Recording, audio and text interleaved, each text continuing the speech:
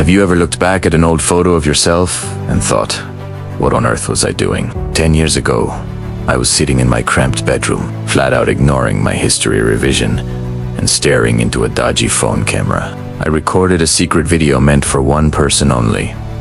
Me, a decade into the future. I had no beard, no budget, and honestly, not much of a clue. At the time, I was running on pure hope, praying that future me wouldn't be broke, homeless, or a total failure. Looking at that 17-year-old kid now is proper bizarre. Back then, my family had been through a rough patch. We went bankrupt in 2008, so money was tight. Everyone at school kept telling me to grow up. They said making videos was a pipe dream, that I was chasing a fairy tale, and that I needed to focus on a real job. My mom was working hard just to keep us afloat, and the last thing I wanted was to be a burden on her. I was terrified. Was I wasting my life? Was any of this actually going to pay off? If you told that teenager back in 2015 that he would eventually be running massive channels with hundreds of millions of subscribers, he would have laughed in your face. Back then, having 8,000 subscribers felt like winning the lottery. The biggest channels on the entire platform only had 10 million hits, and that seemed like the absolute ceiling. I remember watching creators hit those milestones and thinking they had literally beaten the game. Ended up dropping out of a local community college after just 2 weeks because I was completely obsessed while everyone else was hanging out. I was dragging a gallon of water around because of my health, struggling through Crohn's disease, and spending every spare second editing. People at school thought I was a bit of a freak. I was so quiet that a teacher once asked if I was actually mute, simply because I stopped talking about my passion to avoid being mocked.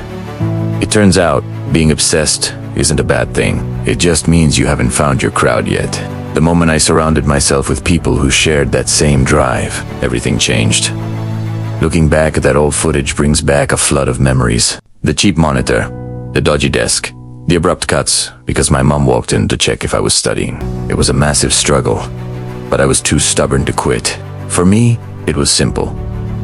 Make this work, or the eighth ring. Finding what you love early in life is rare, but backing yourself when nobody else believes in you is what actually makes it happen. I am beyond grateful for every single person who pushed me along this journey and allowed me to live this life. So, if you are currently sitting in your bedroom, grinding away at something everyone else thinks is ridiculous, keep going, prove them wrong. If this story hit home, drop a like, hit that subscribe button, and leave a comment, letting me know what dream you are chasing right now. Cheers for watching, and I will catch you in the next one. However, to build out a much longer, highly detailed deep dive script part 2, we need to expand beyond just reacting to the old video. We have to dive into the exact steps, the obsessive grind, the mental health toll, and the crazy experiments that turned that broke 17-year-old into a global phenomenon. Here is part 2, picking up right where the last text left off.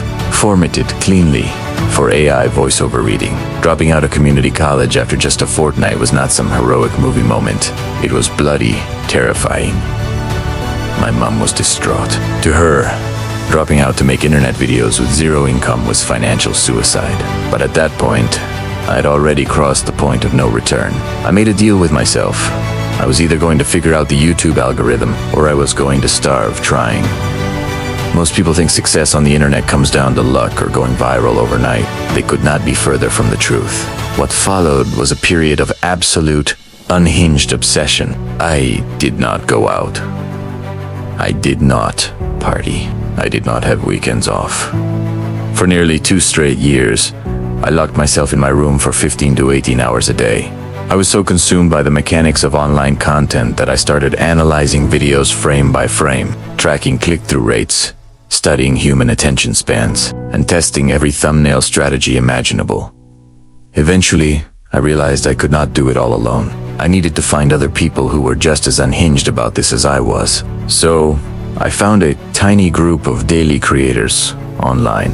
We formed a mastermind call that lasted 4 months. We would get on Skype at 7 in the morning and stay on until midnight, dissecting millions of data points. We studied what made people click, what made them swipe away, how pacing affected retention, and why certain titles triggered curiosity while others failed completely. We treated YouTube not as a hobby, but as an unsolved mathematical equation. While my old school friends were living normal lives, getting degrees, and working standard jobs, I was carrying out crazy experiments in my bedroom. I started doing absurd, relentless endurance challenges just to force people to pay attention. I spent over 40 hours counting to 100,000 out loud. My brain was completely fried. My eyes were bloodshot, but I refused to stop the camera. I watched a 10-hour video of paint drying. I read the entire dictionary in one sitting. Those early endurance videos were painful to make, but they proved something vital to me. If you are willing to suffer and do what literally no one else on the planet is insane enough to attempt, people will watch. The turning point came when I made my first bit of real money from a brand deal. It was not a massive amount, but to a kid who had nothing, it felt like a fortune. Most people in my position would have bought a nice car, put a deposit on a house, or spent it on clothes. I did the exact opposite. I took every single penny from that sponsor, thousands of pounds, gave it straight away to a random homeless person while keeping the camera rolling. My friends thought I had lost my mind. My family thought I was throwing my future away. But I knew instinctively that if I reinvested every penny back into making the content bigger, better, and more generous, the audience would grow exponentially. I lived in a tiny apartment, ate cheap meals, drove a battered old car, and put 100% of the channel's revenue right back into the next upload. That single philosophy changed the trajectory of my entire life. If you want to keep building this into an ultra-long project, I can generate part 3 next, focusing on scaling the team, surviving burnouts, and orchestrating the multi-million-pound challenges. Reinvesting every single penny sounds great in theory, but when you scale it up to an extreme level, it gets absolutely mental. It went from giving away a few £1,000s to tipping Uber drivers full cars, giving strangers entire houses, and eventually staging real-life versions of massive television shows. The stakes became astronomical. Before long, running a channel of that size ceased to be a one-man job in a bedroom. I was no longer just a bloke sitting behind an editing timeline. I was running a full-scale media company. We had 2 hire builders, set designers, sound engineers, software developers, and logistics managers. We built massive warehouses just to hold sets that would be completely destroyed in it. Video.imagine. Putting 6 months of planning, hundreds of thousands of pounds, and the hard work of 50 people into a single set, only to watch a contestant smash it to pieces in 30 seconds. That is the daily reality of creating content at this scale. People often ask why I live the way I do. I do not own a fleet of luxury cars. I do not spend money on designer clothes, and I do not live in a massive mansion. Every single pound the company makes goes right back into the machine. If a video makes £2 million, the next video gets a £3 million budget. We routinely walk a financial tightrope where a single failed video or a major production disaster could bankroll us straight into trouble.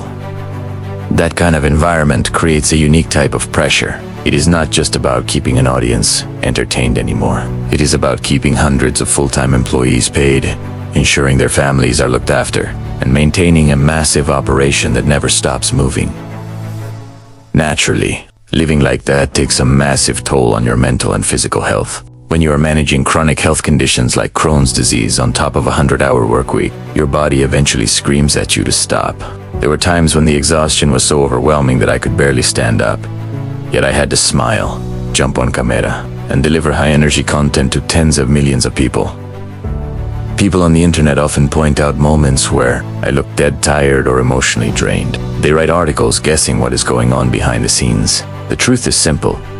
Building something unprecedented requires a sacrifice that most people are simply not willing to make. You give up a normal social life. You give up sleep, and you trade peaceful stability for constant, high-stakes chaos. Yet, despite the burnout and the endless pressure, I would not trade this life for anything. Because every now and then, amidst the madness, you get to do something that genuinely changes someone's life forever. Whether it is building clean water wells, curing blindness for thousands of people, or helping a family pay off their mortgage. Those moments make every single second of stress completely worth it. Looking back at where this all started, I am beyond grateful for every single one of you who joined this journey and allowed me to live this life. If this story resonated with you, hit that subscribe button and drop a comment with the dream you are chasing right now. Stay happy. Bye-bye. Your time is coming. Keep believing. Keep fighting. Don't just watch. Go out and prove them wrong. Thank you for being part of the journey. If you liked it, please like, comment, and subscribe. Bye.